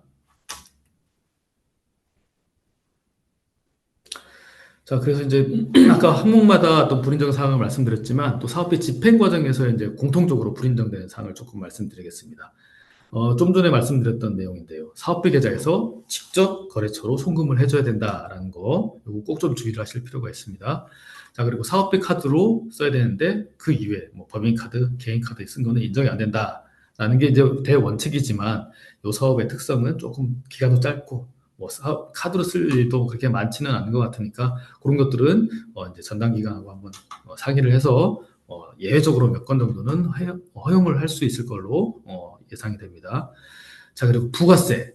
다 우리 지금 기업체들이시잖아요. 기업체들이니까 우리가 매입하는 물건을 매입하는 이런 과정에서 부가세를 다 거래처한테 지급을 하셨잖아요. 이런 것들은 다 세무서에서 환급을 받으실 수가 있습니다. 그렇기 때문에 그거는 세무서에서 환급을 받았기 때문에 부가세는 지원을 해주지 않고 있습니다. 그래서 사업비를 쓸 때는 다 부가세 제외한 금액으로 생각을 하고 쓰셔야 됩니다. 그래서 우리가 뭐 재료를 하나 샀는데 공급가액 100만 원에 부가세 10만 원 해가지고 110만 원을 지급을 했습니다. 자, 그러면은 사업비로는 나중에 이제 사용실적 보고서 쓰실 텐데 거기는 100만 원으로만 이렇게 이제 기재를 하시면 되겠습니다. 자, 그리고 이제 그 부가세가 인정이 안 된다고 했는데 그럼 사업비 계좌에서는 그러면 어떻게 돈을 빼야 되느냐? 100만 원만 빼가야 되느냐? 아니면 110만 원을 뭐 다 빼도 되는 거냐? 자, 요거는 이제 두 가지 방법이 있을 수 있습니다. 자, 우리가 100만 원에 부가세 10만 원에서 110만 원을 거래처에 줘야 된다라고 하면 일단 100만 원만 사업비 계좌에서 주고 부가세 10만 원은 우리 회사 계좌에서 주고 이렇게 하면은 사업비 계좌에서는 100만 원만 나갔겠죠. 네, 이렇게 이제 두 번 나눠서 지급하는 방법이 있고 아니면 사업비 계좌에서 110만 원을 다 송금합니다. 그 다음에 그렇게 되면 사업비 계좌에 나중에 부가세 10만 원이 부족하겠죠. 그래서 사업비 계좌에 우리 회사 돈으로 10만 원을 다시 메꿔 놓으시는 방법. 이 두 가지 방법 중에 이제 편하신 방법을 선택해서 쓰시면 되겠습니다. 자, 그리고 인적, 물적 구분이 명확하지 않은 기관 간 사업비 집행. 요거는 이제 좀 부정의 소지가 있기 때문에 금지를 하고 있는데요. 예를 들면 제가 사장입니다. 자, 그래서 이제 제가 A라는 회사도 가지고 있고 B라는 회사도 가지고 있습니다. 자, 그래서 요번에 이제 요 사업을 진행하는 거는 A 회사에서 우리가 이 사업을 지금 제가 진행을 하고 있습니다. 그래서 이제 재료를 사려고 봤더니 내가 가지고 있는 이 B 회사한테서 사올까? 이런 조금 그 유혹을 가질 수도 있겠죠. 왜냐면은 자 외부에서 사오면 100원에 이제 사면 되는데 내가 이렇게 한번 쿠션을 쳐가지고 한 150원에 내가 사와가지고 내 회사 B에다가 한 50원 정도 이익을 남겨야 되겠다. 이렇게 되면은 사실 100원만 쓸 사업비가 150원의 지출이 이루어지고 50은 사실상 저한테 이득이 남는 그런 구조가 되겠죠. 그래서 우리 관계회사 간의 거래는 금지를 하고 있습니다. 그래서 이제 그 세금 계산서를 보면 대충 이제 좀 드러나죠. 뭐 상호가 비슷하거나 아니 뭐 주소가 비슷하거나 아니면 대표자가 같거나 뭐 이런 것들은 이제 정상 과정에서 좀 걸러질 수가 있습니다. 자, 그리고 우리 사업비 계좌를 별도로 만드셨잖아요. 그럼 이제 거기에 지원금이 들어가 있고 수혜기업 부담금이 또 들어가 있습니다. 그럼 이제 거기서 이자가 또 발생을 하게 됩니다. 그럼 이제 요 이자는 나중에 갖고 있다가 반납을 하시면 됩니다. 그래서 저희가 정산할 때 사업비 계좌 거래 내역을 요청을 드릴 거거든요. 그래서 거래 내역을 쭉 보고 여기서 다 거래처로 이체가 됐구나. 이런 것도 확인을 하지만 이자가 발생했구나. 요 이자는 나중에 디자인진흥원에 반납하는 걸로 저희가 이제 보고서를 작성해서 드릴 겁니다. 그래서 나중에 정산할 때 사용실적 보고서 그리고 이제 그거에 대한 증빙 그리고 사업비 계좌 거래 내역 이렇게 이제 준비를 해주셔야 되겠습니다. 자, 그리고 이제 아까 말씀드린 내용 중에 사업비 어떤 예산 변경을 할 필요가 있다. 아니면은 뭐 참여 인력을 바꿀 필요가 있다. 이런 이제 각종 변경 사항이 생기면 디자인진흥원하고 협의를 해서 디자인진흥원에 예산을 조금 바꿔야 되겠습니다. 아니면 참여 인력이 퇴사를 해서 다른 사람으로 바꿔야 되겠습니다. 이런 것들을 공문의 형태로 공문으로 이게 통보를 해 주셔야 되겠습니다. 자, 그리고 협약 기간 내에 지출 원인 행위를 완료하지 않고 물품이나 용역을 제공받지 않은 경우. 자, 이게 뭐냐면은 자, 우리가 6월 중순에서 10월 중순까지 딱 이렇게 4개월간의 기간이 정해져 있죠. 그럼 요 기간 안에 어쨌든 사업비 다 쓰고 물건 받을 거 다 받고 해야 된다라는 얘기입니다. 자, 그런데 숙제를 이렇게 쭉 밀어놓다가 이제 이 기한이 이제 다가오면 막 이제 마음이 급해지죠. 그래가지고 그때 이제 막 물건 주문하고 사업비 쓰고 막 이렇게 이제 바빠지기 시작합니다. 자, 그런데 우리가 이제 사업 끝나기 전에 어떤 뭐 외주 제작을 맡겼는데 끝날 때까지 완제품이 도착을 안 했어요. 이런 것들은 인정을 받을 수 없다는 얘기입니다. 뭐 세금 계산서 받고 뭐 돈 지급하고 이런 것들은 끝나기 전에 내가 다 했지만 이 물건이 도착을 안 해버리면 이건 인정을 받을 수가 없습니다. 그래서 다 이 사업 기간 내에 뭐 대금 지급하고 증빙 주고받고 하는 거가 다 이루어져야 될 뿐만 아니라 물건 받을 거 있으면 다 사업 기간 안에 다 그 기간 안에 다 이제 모든 것이 이루어져야 된다라는 얘기입니다. 그래서 이미 이제 우리 시작하셨잖아요. 빨리빨리 좀 진행하실 필요가 있습니다.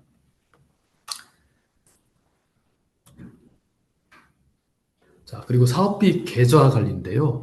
지금 뭐 다른 부처의 어떤 R&D 과제 이런 거를 해보셨는지 모르겠지만 이제 산업부나 이런 데서 산업부 중기부 이런 데서는 RCMS라는 이제 사업비 어떤 관리 프로그램을 쓰고 있습니다. 그리고 이제 과기부 이런 데서는 이지바로라는 또 시스템을 쓰고 있죠. 그런 시스템을 통해서 이제 사업비가 집행이 이루어지는데 요 사업은 그런 시스템을 쓰지 않고 있습니다. 그래서 사업비 계좌 만들어 가지고 거기다가 다 사업비가 입금이 되고 거기서 알아서 빼 쓰시고 나중에 사용 실적 보고서에 정리를 해가지고 사업비 계좌 거래 내역이랑 같이 이제 제출을 하시게 되죠.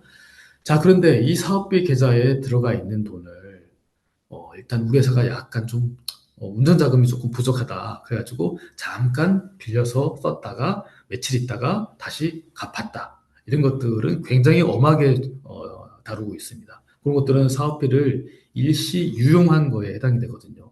또 이제 또 심한 경우에는 그렇게 이제 잠깐 빌려 쓰려고 뺐는데 도저히 뭐 못 갚아버리는 그런 이제 상황이 발생할 수도 있습니다. 그런 것들은 이제 사업비를 아예 횡령해버리는 그런 이제 사태가 벌어지게 되죠.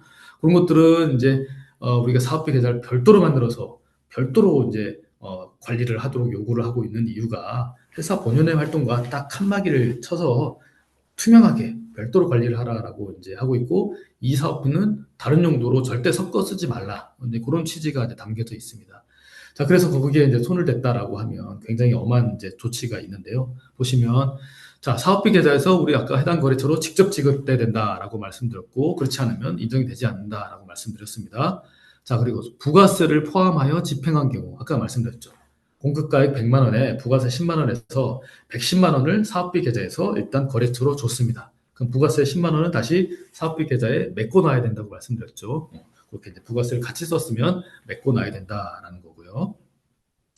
자, 근데 이제 우리가 요새 다 인터넷 뱅킹을 쓰다 보니까 이 출금 계좌를 잘못 선택하는 바람에 사업비 계좌에서 나가면 안 되는 돈인데 사업비 계좌에서 돈이 나가버렸다. 자, 그거를 즉시 인지한 순간 전담 기관에다가 말씀을 해주셔야 됩니다. 디자인진흥원에 제가 깜빡하다 실수하는 바람에 이 사업비 계좌에서 돈이 나가버렸습니다. 그래서 이거 어떻게 해야 됩니까? 이제 좀 상의를 하셔야 되거든요. 그래서 이게 일단 그렇게 인지를 하고 전문기관에 얘기를 하셨다는 거는 이제 실수를 하셨다는 거거든요. 고의로 그렇게 빼가면서는 사실 얘기도 잘 안 합니다. 그죠? 그래서 그런 경우는 일단 바로 메꿔 놓으시고 사업비 계좌에다가 원복을 해 놓으시고 이제 전문기관에 얘기해서 실수를 하는 거를 이제 또 소명을 하시면 되겠습니다. 그래서 소명하는 방법이 가장 간단한 게 자, 우리 회사 운영자금 계좌에 충분한 여유자금이 있다. 그걸 보여주시면 되겠죠. 내가 여기에 돈이 이렇게 있는데 사업비 계좌를 내가 왜 그걸 뭐 딴 데 갖다 쓰겠느냐. 이렇게 하면 이제 충분히 소명이 될 수 있을 것입니다. 자, 그런데 우리 회사 운영자금 계좌에 돈이 없고 막 이런 상황이 되면 좀 소명이 조금 이제 좀 복잡해지겠죠. 그래서 이래저래 어쨌든 좀 소명을 하셔야지 그렇지 않으면 이제 제재 조치가 있습니다. 이제 환수, 그냥 지원금 전액 다 환수되는 것뿐만 아니라 나 이제 향후에 우리 디자인진흥원에서 하는 어떤 사업에 참여할 수 없는 참여 제한 조치까지 이제 발생을 할 수가 있습니다. 그래서 사업비 계좌에 있는 돈을 절대 다른 용도로 출금을 하시거나 그래서는 절대 안 됩니다. 잠깐 내가 빌려 쓰고 갚아놔야지. 이것도 안 된다라는 얘기입니다.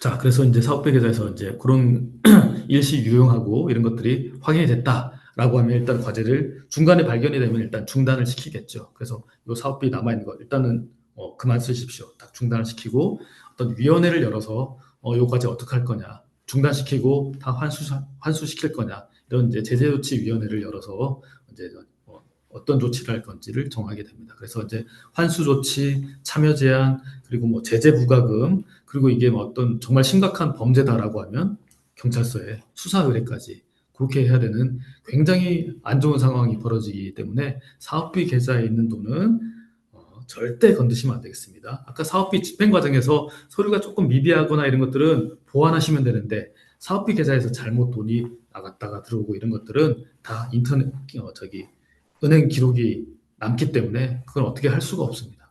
반드시 사업비 계좌에 있는 돈은 절대 타용도로 건드려서는 안 된다. 이걸 꼭 좀 명심을 하실 필요가 있겠습니다. 자, 그리고 최종 정산인데요. 자, 이제 4개월이 지나고 나면 정산을 이제 하시게 됩니다. 그래서 이제 4개월 동안 사용하신 돈에 대해서 어떤 사용 실적 보고서 양식이 이제 진흥원에서 디자인 진흥원에서 제공이 될 텐데요. 거기다가 사용 실적 보고서에 내용 기재하시고 증빙을 첨부를 해서 회계법인에다가 제출을 하시면 되겠습니다. 그럼 저희가 그걸 이제 검토한 다음에 혹시 누락된 서류가 있으면 보완 요청을 드릴 겁니다. 그래서 이제 보완 요청 받으시면 보완 서류 다시 이제 제출해서 최종적으로 확인 받으시면 저희가 이제 저희 도장이 찍힌 정산 보고서를 드릴 겁니다. 그럼 이제 그거 갖다가 디자인 진행을 제출하면 딱 정산이 마무리되게 되겠습니다. 자, 그리고 기본적으로 이제 정산할 때 딱 우리 사업이 끝나면 이제 회계법인에 제출하셔야 될 서류가 사업 계획서. 계획서에 어떤 뭐 우리 제목이 있을 거고요. 그죠? 우리 과제명이 있을 거고, 그리고 이제 어떤 뭐 내용으로 과제를 수행할 건지 그런 내용이 나오고, 나중에 이제 사업비에 대한 부분도 나와 있죠. 그런 걸 보고 저희가 이제 사업비 예산이 어떻게 구성이 되어 있구나라는 걸 확인하고, 그 다음에 이제 사용 실적 보고서 양식도 이제 규정이 되어 있습니다. 이미. 거기다가 자, 재료비는 언제 어디다가 어느 업체에다가 얼마 썼다. 그리고 뒤에 이제 증빙 쫙 붙이게 돼 있거든요. 그렇게 해서 이제 사용 실적 보고서와 증빙을 이제 확인을 합니다.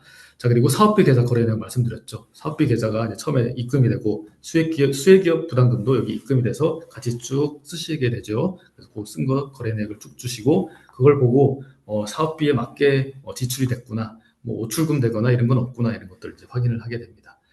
그리고 이제 각종 변경 사항이 있으신 경우에는 아까 디자인진흥원에 통보를 해주셔야 된다고 말씀드렸죠. 어떤 예산 변경, 참여 인력 변경 이런 이제 변경 사항이 생기면 공문으로 통보를 해주시면 되겠습니다. 그래서 이제 사용 실적 보고서에 증빙을 첨부해서 그런 서류와 함께 쭉 제출을 해주시면 되고요. 요건 이제 협약의 변경이라는 내용인데요. 이제 사실 요 과제는 뭐 짧기도 하고 그래서 뭐 굳이 뭐 신경 안 쓰셔도 될 것 같습니다. 이제 일반적인 다른 과제 혹시 하실 때 어떤 이제 승인사항, 통보사항 이렇게 크게 나눠져 있습니다. 이제 중요한 것들은 승인을 받아야 되겠죠. 그래서 전 단기간에 승인을 받고 이제 변경이 이루어지는 거고 조금 경미한 사항들은 우리 이렇게 바꾸겠습니다. 통보만 해주시면 되는 그런 사항으로 구성이 되어 있습니다. 그래서 승인사항, 통보사항 이렇게 좀 이렇게 구분이 돼 있다라는 거 보시고 여기서는 사실 우리 요 사업에서는 참고하실 만한 사항은 여기서는 뭐 없을 것 같습니다. 네, 통보 사항은 또 이렇게 돼 있고요. 자, 이렇게 해서 이제 설명을 다 말씀을 드렸습니다. 자, 그러면 이제 지금부터 좀 질의응답 시간을 좀 가져볼까요? 네, 질의하실 분은 마이크 켜시고 질문하시면 되겠습니다. 네, 혹시 마이크가 안 되시는 분은 채팅으로 쳐주시면은 제가 대신 읽어드리겠습니다. 네, 우선 많은 내용과 진짜 정리를 잘해주신 우리 최고 회계사님 너무 감사드립니다. 제가 대신해서 인사드리겠습니다. 저희 지금 교육때 사실 저도 처음 듣는 내용도 많고 해서 질문이 좀 있을 거라고 생각이 되니까요. 편하게 궁금하셨던 사항 있으면 채팅이나 음성으로 말씀해 주시면 감사드리겠습니다.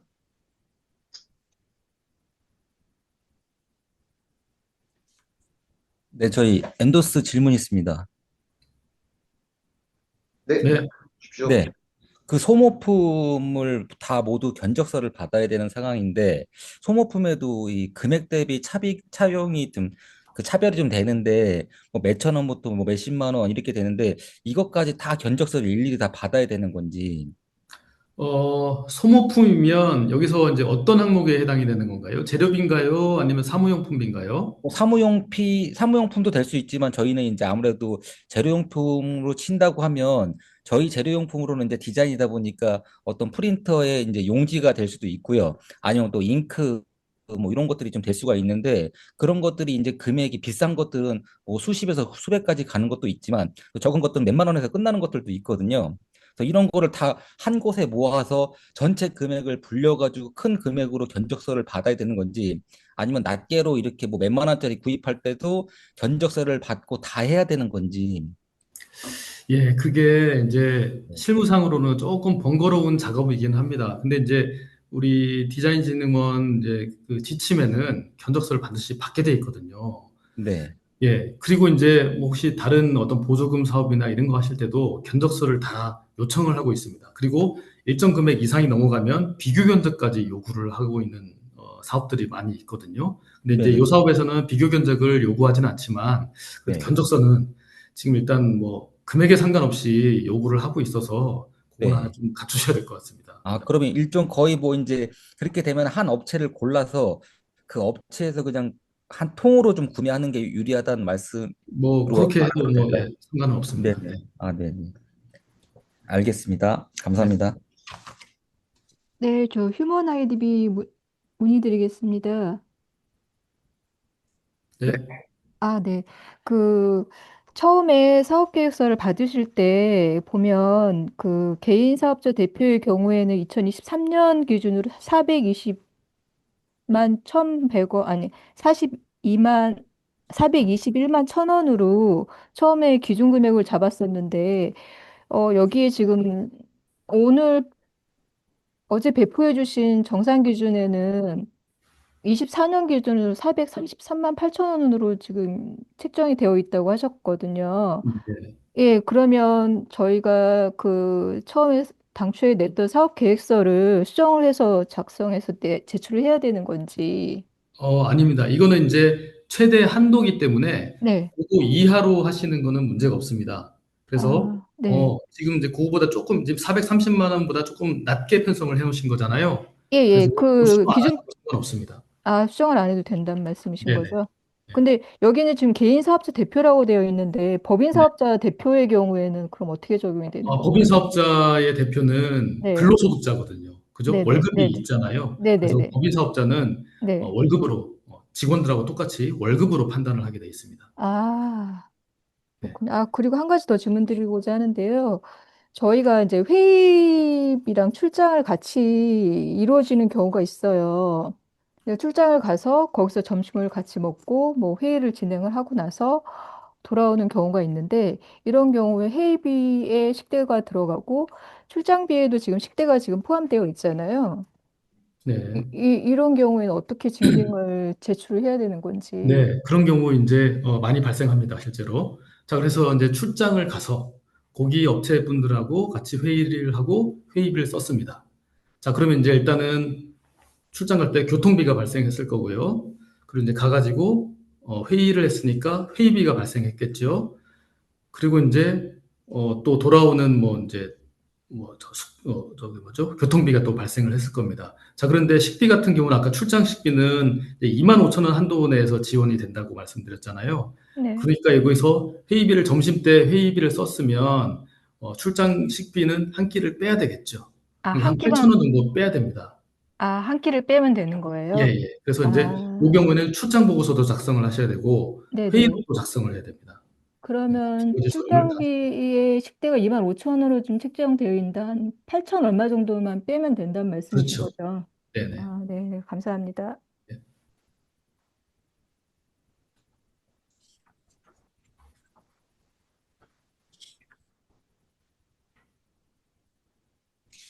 이거와 관련해서 저도 회사님 좀 질문이 있는데요.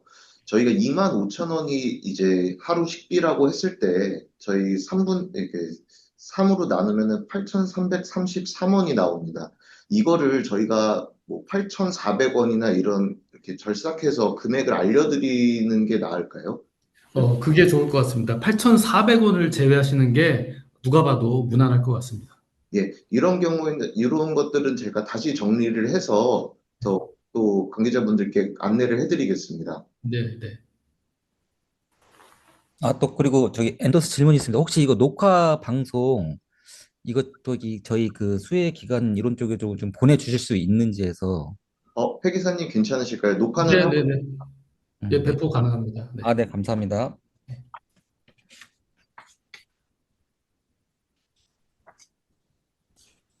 그리고 저 이제 담당자가 너무 몰라서 죄송한데요. 저도 이제 들어온 지 얼마 안 됐는데 이게 받아서 사실 저도 공부를 하고 있습니다. 제가 궁금한 게 이제 사업 계획서상 저희가 처음 신청받을 때는, 아무래도 그런 이런 게 이게 구상이 잘 안 돼 있어서 좀 변경하셔야 될 부분들이 많을 수 있다라고 저는 예측이 돼요. 사업비 경우. 혹시 저희가 변경 계획을 언제까지 듀데이트를 정해놓고 받을 경우, 이렇게 변경을 받을 경우에도 다 공문으로 허가 승인 통보를 해야 되는 절차를 해야 되는지, 아니면은 제가 뭐 7월 5일까지는 변경 계획 주시면 검토 후에 그냥 진행을 하겠습니다. 그걸로 변경하겠습니다. 이렇게 해도 되는지, 그게 좀 궁금합니다. 예, 지금 뭐, 그 예산을 조금씩 변경하는 거는, 통보만 하면 될 것 같거든요. 그래서 이제, 지금 예산을 바꾸겠다라고 하는 회사들은 디자인진흥원에, 변경 전후를 만들어가지고, 같이 통보를 해주시고, 그리고 이제 디자인진흥원에서는 그 통보받은 내용이 이상이 없으시면 그냥 접수하는 걸로만 그냥 마무리하면 될 것 같습니다. 굳이 승인 공문을 주진 않으셔도 될 것 같습니다. 네, 알겠습니다. 감사합니다.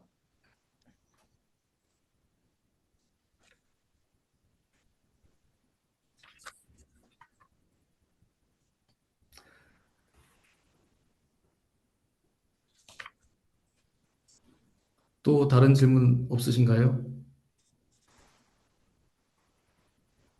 아, 네, 저기 그 아까 말씀하실 때 뭐 물품 대금 이런 거 구입비 말씀하실 때 혹시 뭐 최대 금액이 어디까지 가능한지 어느 정도 범위가 정해져 있는지요? 그거는 정해져 있지는 않습니다. 아, 이제 그리고 우리 만약에 예를 어차피, 들어 예, 예를 들어서 뭐 잉크 비용이 저희 같은 경우는 이제 좀 비용이 좀 금액이 좀 높은 경우가 있는데 잉크를 한 번 세트 구입할 때 한 400만 원 정도 들어가거든요. 이런 것들을 저희가 이제 물품 구입비로 쓸 수가 있는 건지. 그죠. 그거를 이게 예산에 이제 반영을 해 놓으셔야 되는 거죠.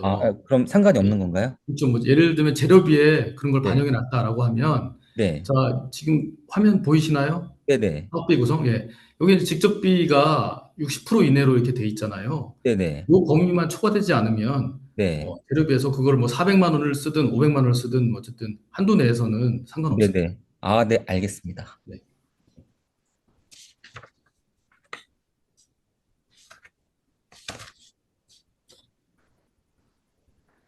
그리고 이제 단연간 요 사업을 정산을 해보니까 많이들 사용하시는 게 일단 내부 인건비 한 두세 분 정도 넣어서 인건비 하시고 그다음에 이제 직접비에서 이제 재료비 그리고 이제 대부분 재료비 쓰시고 회의비 쓰는 회사 회의비 뭐 한 서너 건 정도 이렇게 이제 쓰시고 이제 외주 제작 가공비 요걸 이제 제일 이제 재료비랑 외주 제작 가공비 제일 많이 쓰시고요.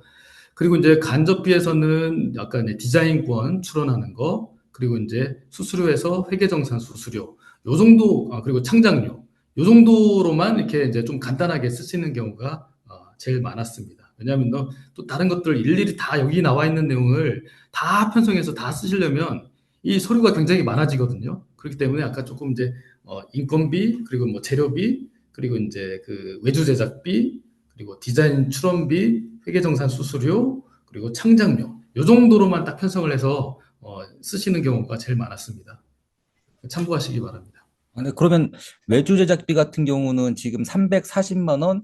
네, 지금 그 범위를 넘으면 안 되는 걸로 저희가 지금 방금 들었는데, 맞는 건가요? 340이요? 네. 그 자부담. 아까 그거 이제 여기서 이제 자부담금 네. 범위 내에서 샘플 네. 및 초도 물량 필수 제작 네네. 이렇게 돼 있잖아요. 네네. 예, 그것만 이제 그렇죠. 샘플이랑 초도 물량만 그렇고 네. 어떤 뭐 인쇄 복사비, 유인물이나 뭐 어떤 보고서 작성하는 비용, 네. 네. 그런 것들은 이제 더 쓸 수 있는 거죠. 그리고 외주 이제 가고, 예, 예. 말씀하신 거 보니까 아까 재료비에도 어떤 네. 뭐 용지라든지 토너 같은 거 구입이 많이 잡혀 있으신 것 같은데, 네. 네. 그 재료비에서도 많이 쓰시면 되지 않을까 싶은데요. 네네네. 참고하도록 하겠습니다. 네네.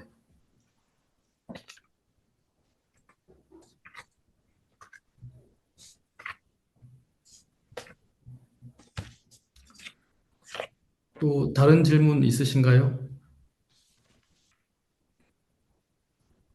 좋습니다. 지식재산권 출원에 관련해서요. 이게 제가 어, 이게 수혜기업이 그 출원인으로 돼야 되는 게 맞죠? 맞습니다. 네. 디자인 기업이 수혜기업이 아니라 해야 됩니다. 네네. 네, 수혜기업이 되는 걸로 저는 알고 있어서 혹시 네네. 그 혼돈이 오실까 봐 한번 말씀드렸습니다. 네. 예, 예. 수혜기업 이름으로 출원을 하셔야 됩니다. 창작자는 상관없나요? 네, 창작자는 상관없습니다. 그래서 창작자 같은 경우는 이제 우리 디자인 회사에서 뭐 이제 들어오는 경우도 많이 있겠죠.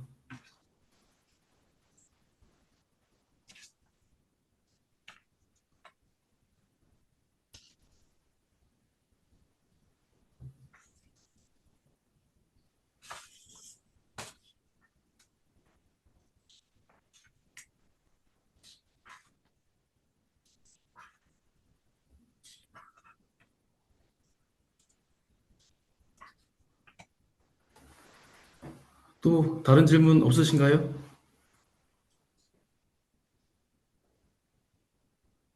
네, 저 지식재산권 관련해서 혹시 이거에 대한 건수 제한이 있을까요?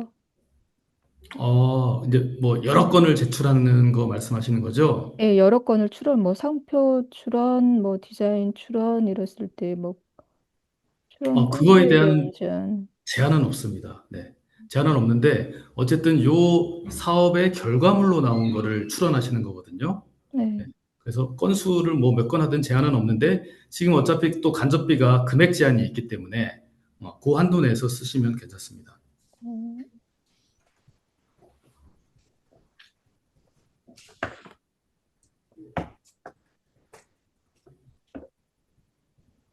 자, 또 다른 질문이 없으시면 쭉 제 발표자로 제일 마지막 페이지에 제 연락처가 나와 있거든요. 그래서 어떤 메일이나 뭐 전화로 이렇게 또 문의사항이 있으시면 연락 주시면 제가 또 답변을 해드리도록 하겠습니다. 아, 참, 마지막 그 회계정사는 지금 네, 여기 발표하신 대형 회계법인에서 통괄적으로 맡아주시는 건가요? 네네. 아, 네네, 알겠습니다.